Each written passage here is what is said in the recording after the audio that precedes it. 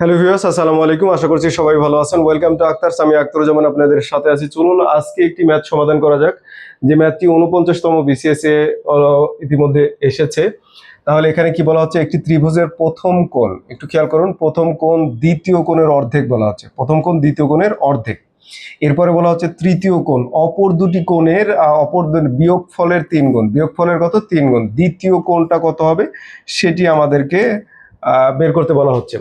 তাহলে দেখুন আমরা ধরে নেই হচ্ছে প্রথম কোণ আমরা এক্স ধরে নিব, দ্বিতীয় কোণ এখানে দ্বিতীয় কোণ ওয়াই ধরে নিব, আর তৃতীয় কোণ আমরা জেড ধরে নিব। যেখানে দ্বিতীয় কোণের উত্তরটা কিন্তু আমাদেরকে বের করতে বলা হচ্ছে। দ্বিতীয় কোণ, দ্বিতীয় মানে ওয়াই। ওকে ফাইন, তাহলে আমরা একটু চেষ্টা করব। একটি ত্রিভুজ, সিম্পলি একটা ত্রিভুজ যদি অঙ্কন করার চেষ্টা করি, এখানে দেখুন এটি একটি ত্রিভুজ। এখানে যদি আমরা এই কোণ হচ্ছে এক্স ধরি, এই কোণ হচ্ছে ওয়াই ধরলাম, আর এই কোণ হচ্ছে জেড। ত্রিভুজটা হচ্ছে এবিসি একটা ত্রিভুজ। সেখানে দেখুন প্রথম সেন্টেন্সে, প্রথম বাক্যে কি বলা হচ্ছে, প্রথম কোণ দ্বিতীয় কোণ যা হবে তার অর্ধেক হচ্ছে প্রথম কোণ। তাহলে প্রথম কোণ হচ্ছে, প্রথম প্রশ্ন অনুসারে এক্স ইকুয়ালস টু, কিন্তু আমরা দ্বিতীয় কোণের অর্ধেক, দ্বিতীয় কোণ অর্ধেক করলে যা হবে সেটি হচ্ছে আমাদের হচ্ছে প্রথম কোণ। ওকে ফাইন, প্রথম শর্ত আমরা পেয়ে গেলাম। এইবার দেখুন এখান থেকে একটা জিনিস একটু আমাদের একটু জানতে হবে। সেখানে হচ্ছে তৃতীয় কোণ অপর দুই কোণের বিয়োগফলের 3 গুণ, বিয়োগ করলে অপর দুটি কোণ বিয়োগ করে যা হবে তার 3 গুণের সমান হচ্ছে তৃতীয় কোণ হবে। তৃতীয় কোণ আমাদের জেড। তাহলে জেড এখানে জানতে হবে, আমরা তো বিয়োগ করব, তাহলে বিয়োগ করতে হলে বড়টি আগে এবং ছোটটি পরে দিয়ে কিন্তু আমাকে মাইনাস করতে হয়। ওকে, তাহলে এখানে দেখুন তো বড়কে এখানে কিন্তু হচ্ছে এইভাবে যদি আমরা ওয়াই ইকুয়ালস টু বের করি, তাহলে ওয়াই ইকুয়ালস টু কিন্তু টয়েস এক্স, মানে দুইটা এক্স এর সমান হচ্ছে একটা ওয়াই, তাহলে ওয়াইটা হচ্ছে বড়। তাহলে ওয়াই বড় হলে এখানে জেড ইকুয়ালস টু কি বলছে, তাহলে দুইটা কোণের বিয়োগফলের কত গুণ, এই দেখুন 3 গুণ, 3 গুণের সমান সমান বলছে। এই যে দুইটা সেন্টেন্সে আমরা দুইটা শর্ত আমরা এখানে ইকুয়েশনের মাধ্যমে প্রকাশ করলাম। এখন এই দুইটাকে লিঙ্কেজ করে আমাদেরকে ক্যালকুলেশন করে বের করতে হবে এর ফলাফল। চলুন তাহলে চেষ্টা করা যাক। এখন এখানে আমি আরেকটা জিনিস লিখবো, সেটা হচ্ছে এক্স প্লাস তিনটা কোণের সমষ্টি, x plus y plus z, এই তিনটা কোণের সমষ্টি কত বলুন? তিনটা কোণের সমষ্টি কত? তিন কোণের সমষ্টি 180। এখন এখান থেকে আমাদের ক্যালকুলেশন শুরু। এখানে দেখুন ওয়াইটাকে রেখে এক্স আর জেডকে আমাদেরকে ভ্যানিশ করতে হবে। তাহলে যাকে ভ্যানিশ করতে হয় তার মানটা পুট করে দিতে হয়। তাহলে আমরা প্রথমে এক্স কে ভ্যানিশ করবো, এক্স এর মানটা পুট করে দেবো।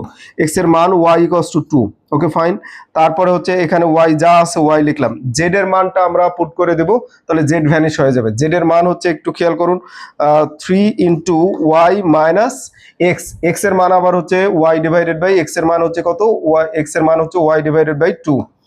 এখন দেখুন হচ্ছে সব ওয়াই তে কনভার্ট করে নিলাম। এখন ক্যালকুলেশন করলে আপনার ওয়াই এর মান আসতে বাধ্য। এখন চলুন শুধু দ্রুত ক্যালকুলেশন করার চেষ্টা করি আমরা।